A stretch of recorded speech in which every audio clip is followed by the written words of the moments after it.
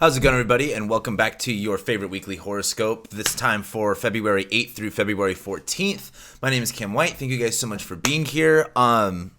We have a ton of transits this week. There's actually kind of a lot to talk about. I was like going over the highlights of let me just make sure I go over the highlights. It was like every fucking day there's something. So hold on to your horses. Let's just kind of jump straight into this. On Monday, we start this week off with the Mercury Cazimi.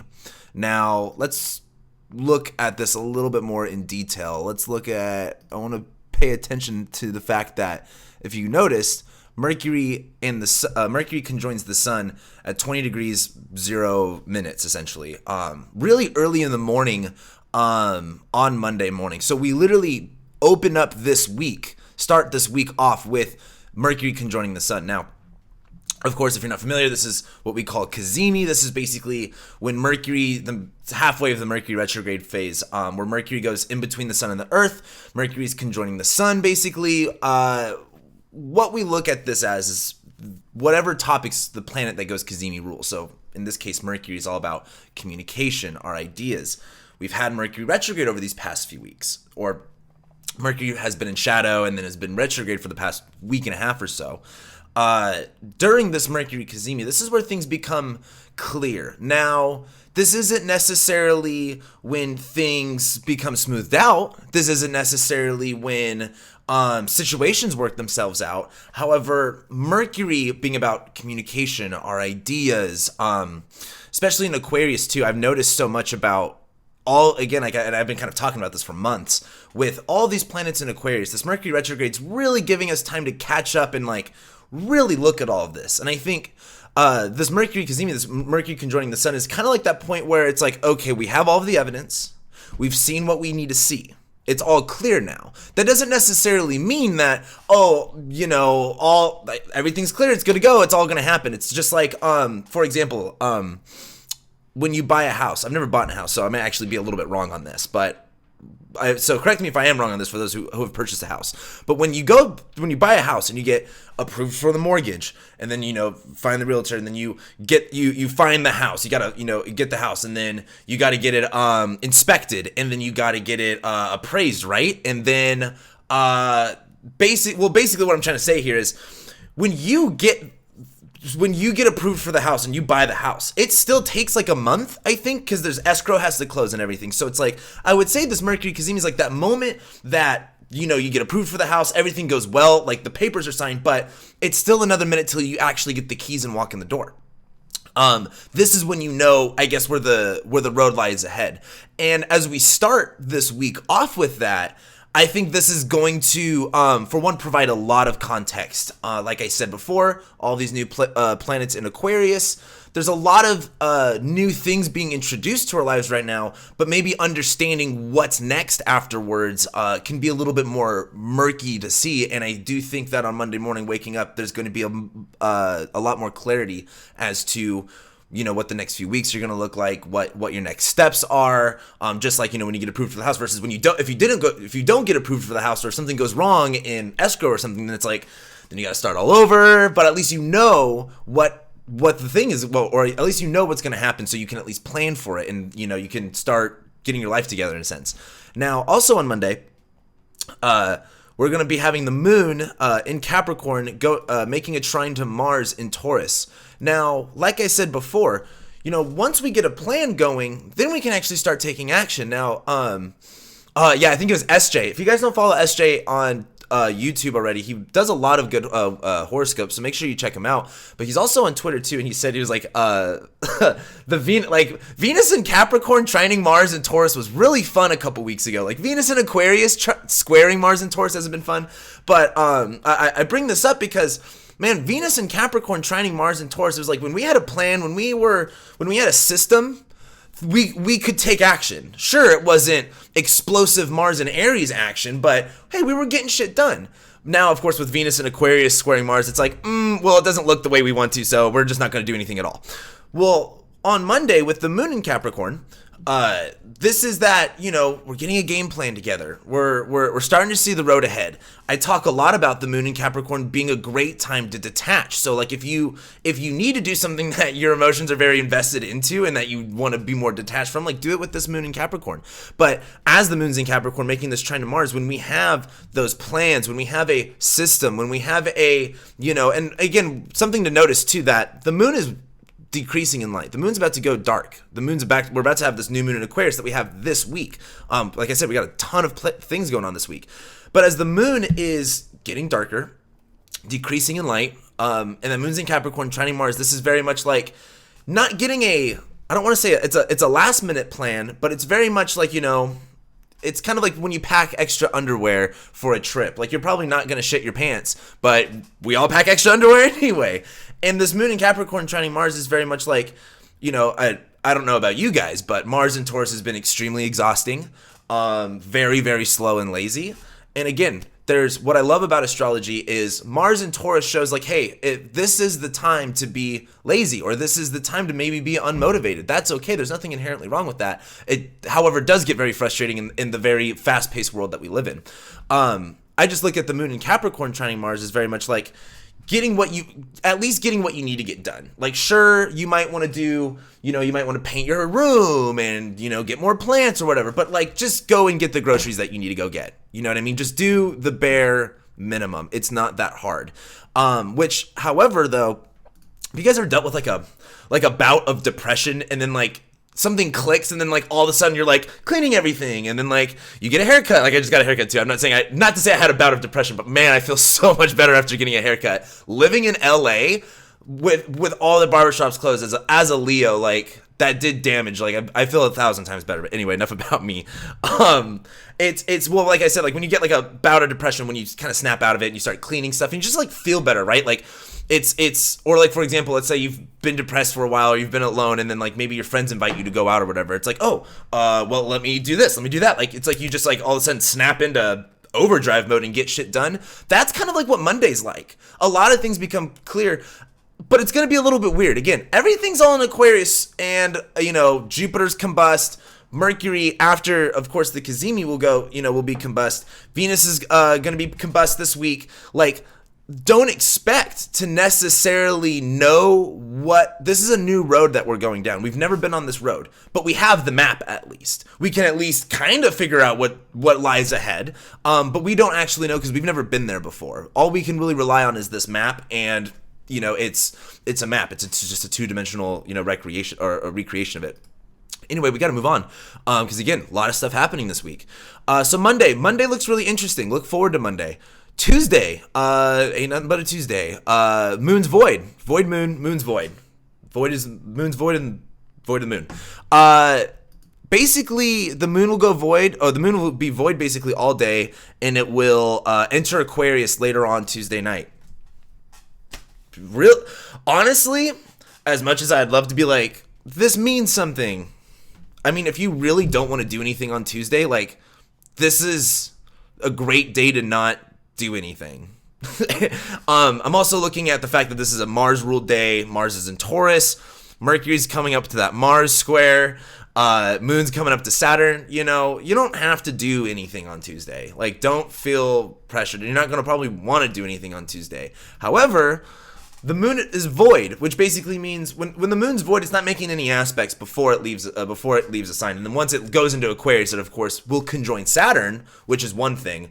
But what's nice about a void moon is like if you don't want anything to happen, like personally, like when I do like driving trips, I love doing the moon void. Like yes, I don't want anything to happen. I don't want any craziness. Just get me to my destination in the most boring, safe way possible.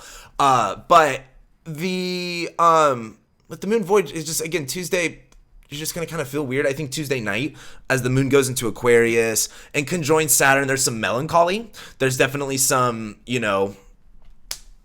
I don't want to say just sadness because that's not the whole story. Well, let's get into it because, again, Tuesday, just don't worry about anything on Tuesday. You don't have to do anything. Wednesday, though. Wednesday is when shit gets really, really spicy. And I talked about this last week. I wish I remember why I talked about it last week. But I talked about the Mercury-Mars square that we had in July when Mercury was retrograde in Aquarius. When Mercury was retrograde in Cancer, squaring Mars in Aries. Well, lo and behold, this week, we've got the next, or on Wednesday, I should say, we have Mercury retrograde squaring Mars in Taurus. I've been saying this a lot, but it's like oh, fuck, and I always forget the saying. Hold on, I'm literally going to Google it right now because I always forget it, and I always try to say it in these videos. An immovable object meets an unstoppable force. That's what it is. So an immovable object meets an unstoppable force. That's what's going on. When you look at fixed signs don't budge. And like Mercury in Aquarius, you can come at it from all the different angles that you want to. You can, mental gymnastics it all you want, but like Mars and Taurus just ain't gonna budge. There's no, again, you can lead a horse to water, but you can't make them drink it.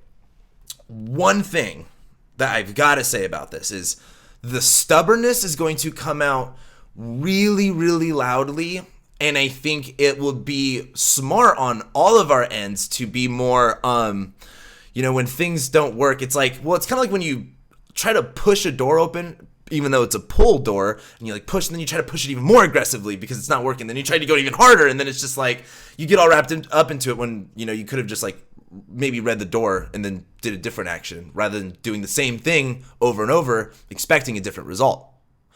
So when we talk about Wednesday and we have this Mercury square Mars, yes,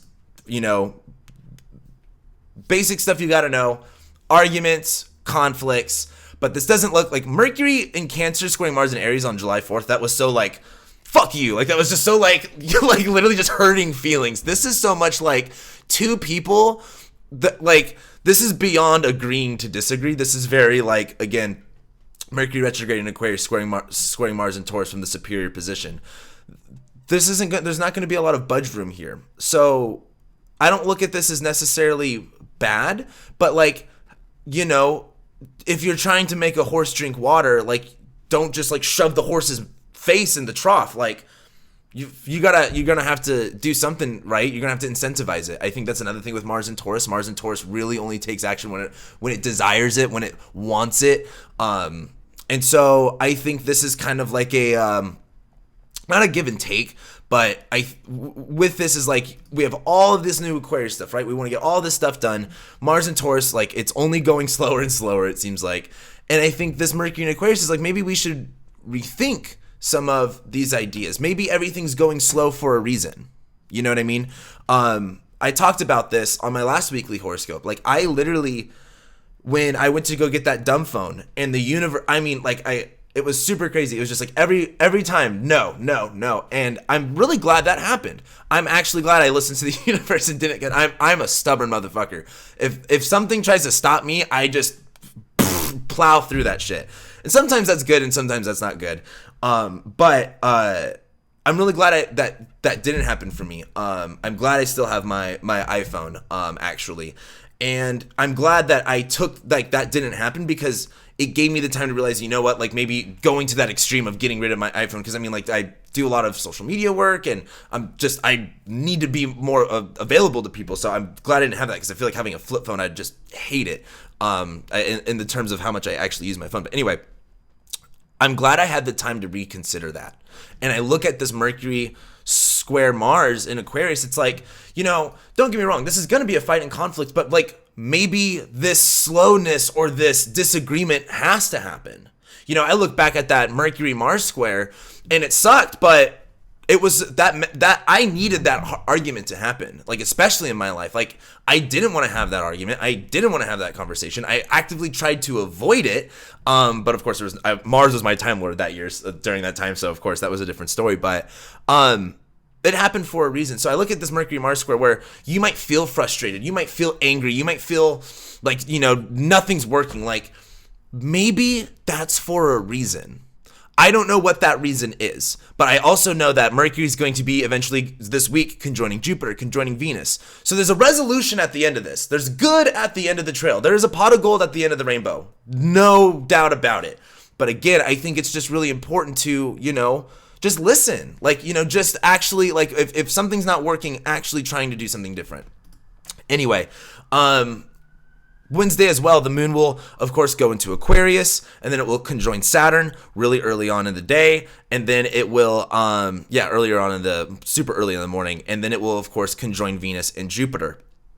This is, of course, also, you're noticing that I've been talking about February 10th and February 11th since, like, September of last year, and, like, especially if you've been a client of mine, I've been like, just wait till fucking February, just wait to this moment, and I've been trying to say, once the moon hits this, again, this is that Mercury-Mars square, right? Like, it's, no matter how hard you try, just some things are going to fail.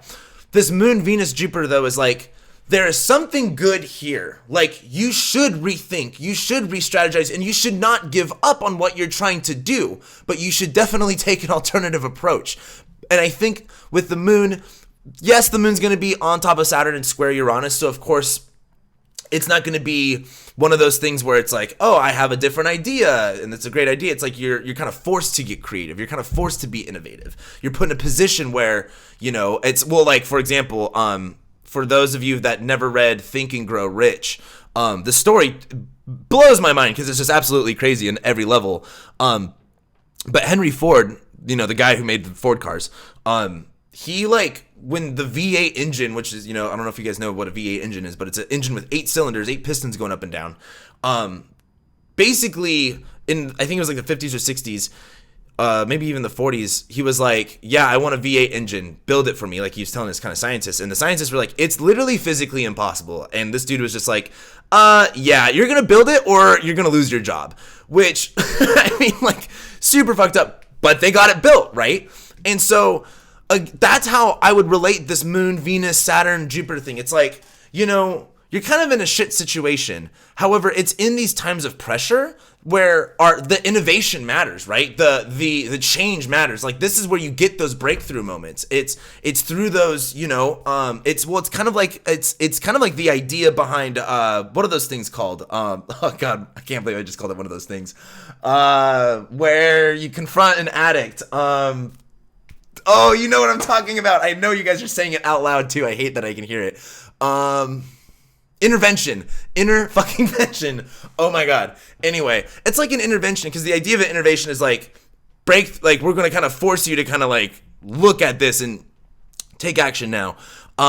This is much more of like, of a breakthrough opportunity. Moon is going to conjoin Saturn square Uranus. It's like, okay, if you don't figure out the V8 engine, you're fucked. Moon conjoining Venus and Jupiter is like, you're going to figure it out. The question is, can you, Venus and Jupiter and Aquarius, right? Like, for one, this is really good at idealizing situations. Venus and Jupiter are conjoining, so it doesn't really matter where they are. When you got the two benefics, like, shit looks really good. And when the moon's on top of Venus and Jupiter, there's this like, okay, there's this creative, innovative, how can I look at this in a different way? One of my only things is be careful what you're idealizing and make sure that, like, this is still a Saturn ruled sign. Don't get caught up in having fun. This is Saturn's house, it's dead. This is serious. But I also look at this as like Mercury squaring Mars. Like, you're going to kind of hit a dead end. Moon's going to, like, you're going to have to really force yourself to do something different. And I think this is one of those just opportunities to do something different. I think this is when that shit also clicks too. I mean, we start the week with the Mercury Cazimi, so things really open up. But this is like, okay, there's a hope. There's a future, is what I'm trying to say here. And then we go into Thursday, where we actually have the new moon in Aquarius, and Venus actually conjoins Jupiter. Now, this is great. Like I said, I've been waiting for a long time for this new moon in Aquarius, because this is really, like, in my opinion, now that both Jupiter and Saturn they already had their Cazimis, they're already set up for the party. Venus is there. We already have the Mercury retrograde. We already had Mercury's inferior retrograde, inferior Cazimi with the sun. Now the moon's here. The gang is all here. Everybody is here, and now we can. It's kind of like you can't start. You can't start a meeting until all of the attendees are there, because they can't miss out on anything, right? And so Jupiter and Saturn arrived first, and it took a while for all the other planets to come.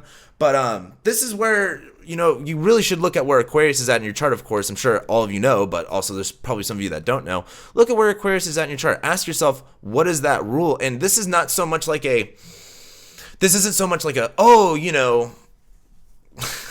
I feel like this isn't a day to like start new stuff, but this is a day to realize what can be new.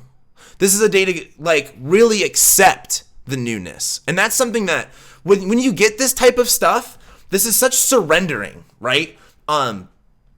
Things change and there's no way around that. And sometimes we're really open to that. And I think sometimes we're not open to that. And me trying to just be an interpreter of the skies, like this looks like, a lot of things changing and there's some resistance to this. And that's, you can't blame anyone for being resistant to change, right? We don't want to go out of our comfort zones, but this looks like, maybe we should surrender to that change. Maybe it is a better idea. Maybe we can, do this better. Because Venus on top of Jupiter here, there's a lot of hope. It's like, yes, Saturn is in Aquarius. And again, I really think, especially on Astro Twitter, overhype up Saturn. Like Saturn is called the greater malefic for a reason. I truly don't think Saturn, sure, I learned a lot of stuff from going through a lot of hardships. If I could choose not to go through those hardships, I'd probably choose not to go through those hardships. They were shitty, but I learned lessons out of them, right? Like that's the thing with Saturn. It's, people are like, oh, I love learning lessons, love being disciplined. It's like, okay, yeah, but like, it's not supposed to be set up in this, again, everyone really projects Aquarius to be this, everyone's holding hands, singing Kumbaya, when in reality, a lot of Aquarius is like very much out on your own. Like, guess what? You're kind of fucked and you got to figure it out for yourself. And that's a whole nother story we can get into later. However,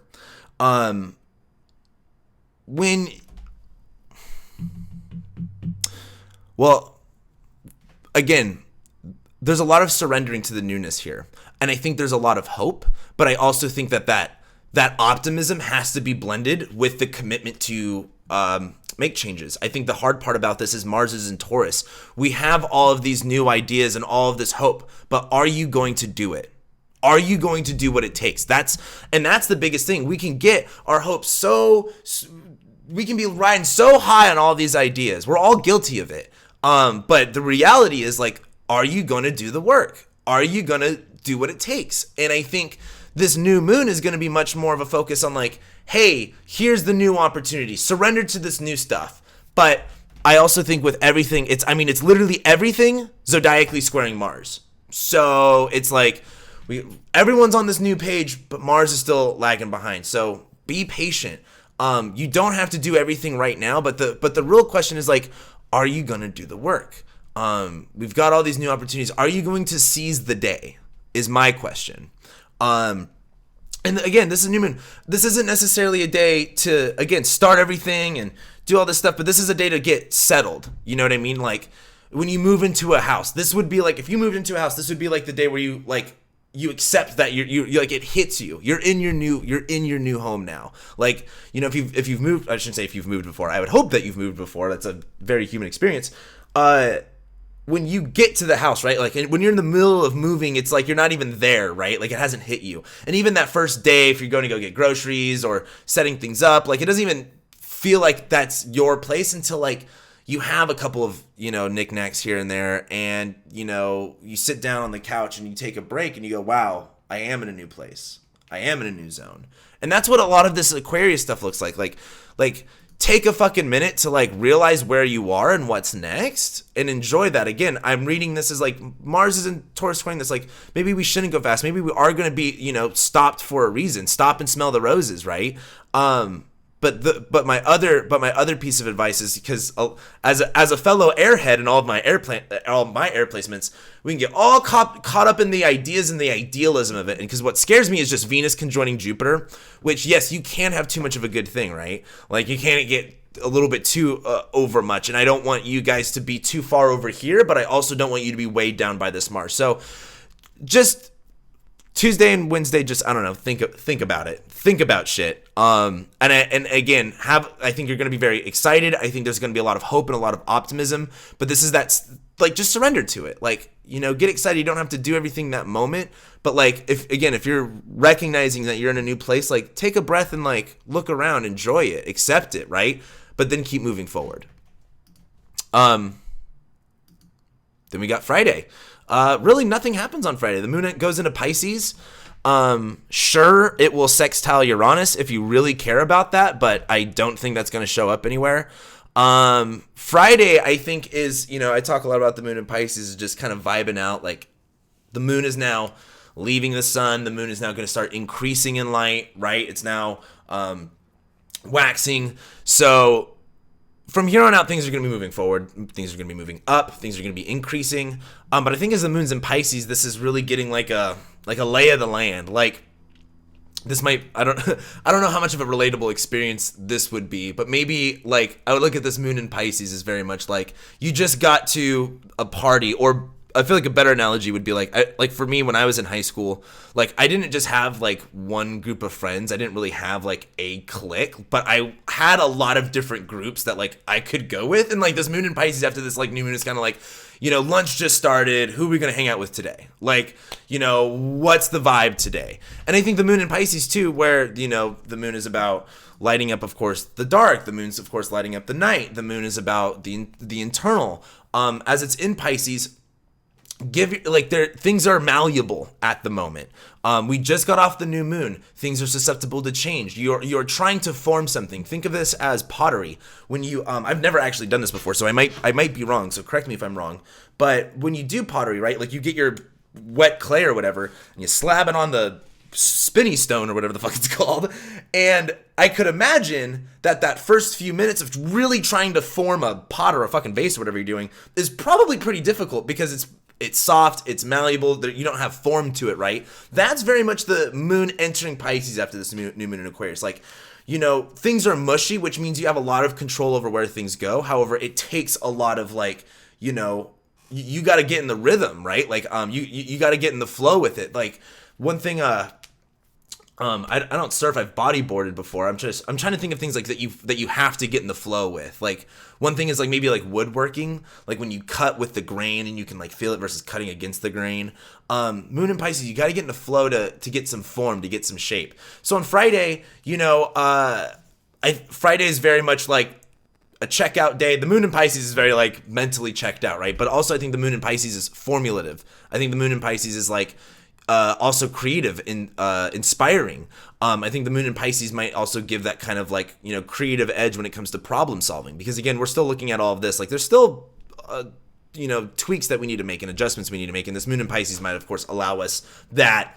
It's kind of like when you go, like if you have a problem you've been working on for a long time, if you just give up on it, go and do something else for a while, you usually could find, you could solve the problem a little bit easier once you've given yourself, kind of a break from it. Then, of course, we go into Saturday. And on Saturday, February 13th, this is where things get a little bit wild. There's a lot of stuff going on at this point. The moon will conjoin Neptune, and it will sextile Mars, while Mars is sextiling Neptune. Cool. I don't know. I'm like, that's cool, but like, this is still very distracting over here. The moon on top of Neptune, we're going to idealize situations. Sometimes you get bamboozled when you see moon Neptune contacts, like, dude, you're going to get bamboozled. You're going to get fooled. Like, there is deception. Like, it's really frustrating how much people think they're not being deceived, or that there isn't some type of lie or some type of manipulation going on in what can be, especially on like the media. And that goes for both sides. I'm not, what the moon conjoining Neptune is that if like you really don't pay attention, like you can get fooled, and like, sometimes being fooled is fun. Like I've said before on this channel, I love watching magic. I think it's fucking cool, even though it's fake or whatever. I still fucking like watching it. But I'm not like, I'm going to be able to tell when someone is fooling me for fun or when someone's fooling me to, fuck around with me. And I don't fuck around with that shit. So on this moon Neptune stuff, like, who are you listening to? What are you trusting? What are you being influenced by? And with Mars in the mix, sextiling Neptune, again, maybe going slow is good. maybe taking your time on things is good. It's kind of like, have you ever heard of those people that they were like, oh, I meant to leave work early, but then I stayed because something told me to, and then like where I would have been at this one time if I left early, like this car crash happened and they all died or something. Like you hear stories about that a lot. So like just listen to the resistance, right? It's the same way of it's really funny because I like to say that all of you would understand this, but because of what it is, actually not all of you understand it. But like when you get subtle social cues, when it's like, when someone says something like, well, for example, I hate that I'm sharing this story. At NORWAC last year, I was in a group of people, NORWAC, the astrology conference, was with a group of people. We're all in the middle, and I was being hit on by someone that was very like aggressively hit on and touched by this person that I did not want to be involved with. But the thing is, because I was a guy and she was a girl, like no one kind of like gave a shit or anything. But then I had a friend, like a lot of people saw that I was clearly in a very awkward state and didn't know what to do. And I had a friend, and finally one of my friends come over and they're like, hey, do you want to go smoke a cigarette? And I'm like, yes, please get me the fuck out of this situation.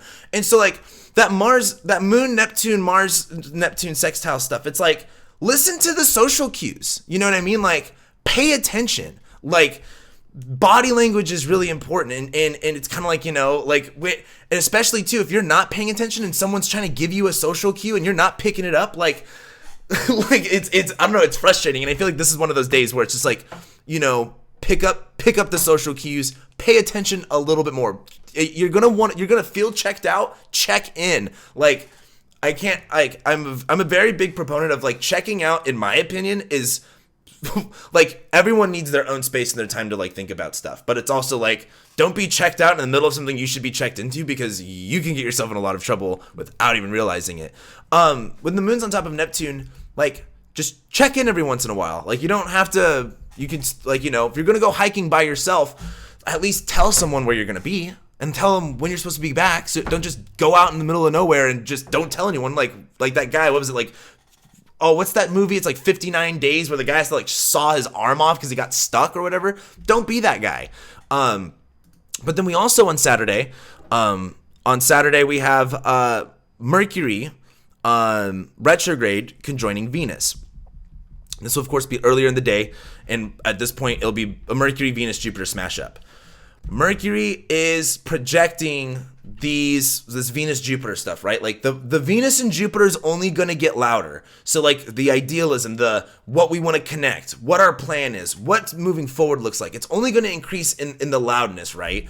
And as Mercury conjoins Venus, this is kind of like saying, well, for one, I think this is a better you could do Valentine's Day early. I like this for hooking up. I like this for a good date night. I do also like Valentine's Day too, but I'm also just a fire sign, so I'm like looking at that moon in Aries like, yeah, that's totally like banging energy. But Mercury conjoining Venus is very much like sometimes you guys are gonna hate me for saying this. I truly sometimes Venus in Aquarius has somewhat of a boring energy to it. Like, I also kind of make fun of Venus and Taurus too. Like, Venus and Taurus and Venus and Aquarius is very like basic bitch energy. Don't take offense to that. But like, why I'm bringing this up is Mercury conjoining Venus is like, or it's just like, like vanilla sex. Like sometimes things vanilla or plain is good. Sometimes things, just being simple, just being easy, just being fun. You know what I mean? It is good. And I think Mercury conjoining Venus is like, things start kind of clicking, it's like, this is different, but maybe this is what I do like. This is different, but maybe this will work better. Same thing as we go into, and again, Mercury's retrograde at this point too. Like Mercury's still retrograde. Mercury is still learning. Mercury is still being inquisitive about everything. Nothing's set in stone yet, essentially. And then we get to Sunday. Moon goes into Aries. Happy Valentine's Day. Moon's going to Aries. It's good for having fun, in my opinion. But Mercury's also going to conjoin Jupiter. This is really exciting. Let me talk about the moon in Aries. The moon in Aries, we're going to feel blunt. We're going to feel like the moon in Pisces is like, what? And then the moon in Aries is like, oh yeah, I like wake up. Like I got to do this. I got to do that. It's like, when you It's like when you party all Friday, Saturday, Sunday, and then you wake up Monday morning like, shit, dude, I gotta go to fucking work. Like, I just gotta get my shit done. That would be cool. But Mercury conjoining Jupiter. After Mercury conjoins Venus, this is like a soft conversation. And the Mercury conjoined Jupiter, there's hope, right? Mercury conjoined Jupiter, this is like, you know what? There is a better way to do stuff. You know what? This does make more sense. You know what? And again, what's important about this Mercury-Jupiter conjunction is Mercury stations direct next week, and then once Mercury stations direct and then moves forward, there's going to be another Mercury-Jupiter conjunction. This is in March. But basically, Mercury and Jupiter are on top of each other for quite some time. And when we get to Sunday, this is Sunday the 21st. Whoops. I was like, wait, that looks weird. When we get to Sunday and Mercury conjoins Jupiter, I think this is it's kind of like if you've gotten if you've had something wrong with your car and you take it to the mechanic, you have no idea what it's going to be, and you finally get the call and they're like, oh, it was just this. It was just this stupid little thing, no big deal, it's not going to cost that much. Just give us another hour till your car's ready. It's like, oh, sick. Thank God. I did not want that to be crazy. I look at this Mercury Jupiter as the same thing. It's like, they're still like, you're not getting your car yet. They're not calling you to say, come pick up your car, and you're not driving your car away, but they're saying, hey, the problem wasn't as bad as we thought. There's something there's hope is what I'm trying to say. There's an opportunity. There's something good. There's good news. Don't even trip. So, looks fun to me. Looks great for Sunday. I think Mercury on top of Jupiter, there's a lot of faith. There's a lot of hope. There's a lot of inspiration too. There's a lot of loudness as well. This is Aquarius, right? We're turning up the volume on everything. It's not just one individual thing that's louder. It's like the noise is, it's like when you're at when you listen to music or, at a party, the music just increasingly gets louder and louder. And it's like, this is that part of the night where that music gets a little bit louder. So, this is a big week. The way that we start it and the way that we end it, two different universes. Next week, these next 2 weeks are pretty much March has a lot of good stuff. There's a few shitty transits in the later part of March, but March is pretty boring, which is, I don't know if I've been looking to boring because I need boring in my life. Not that I'm fucking bored as it is, but it's I would say that when I look at all this astrology stuff, I'm like, man, that's a lot of change. It's a lot. We've looked since 2020, really. We looked at all of 2020, knew all this shit was gonna happen. We looked at the beginning of 2021, from here on. Well, not from here on out. After next week, things cool down. But it's really these 2 weeks that this is kind of where all this Aquarius stuff is really hitting out. Really coming alive. When we get to next week, Saturn will square Uranus. We'll see what that's going to be about. The sun ingresses into Pisces. Venus will also square Mars, which I'm curious. I don't know how that's going to be yet. I don't have my feelings exactly wrapped around that. But also next week, Mercury stations direct. So then Mercury can finally move forward and it will feel like the ball is slowly starting to roll more. I also wanted to bring up that Mars is, pretty much done making hard aspects. Yeah, it's going to have the square to Venus, and it will eventually have another square to Mercury, but that will be when Mercury's in Pisces and when Mars is in Gemini, so that's still a little while, but Mars is kind of in the clear now. So sure, Mars is still in Taurus, it's still in detriment, it's still struggling, but there's no roadblocks ahead. It's kind of open range ahead. So I think, like I said, this week, there are stops in the road. This week, there are blocks, but after this week, things kind of move forward. That momentum will build up again.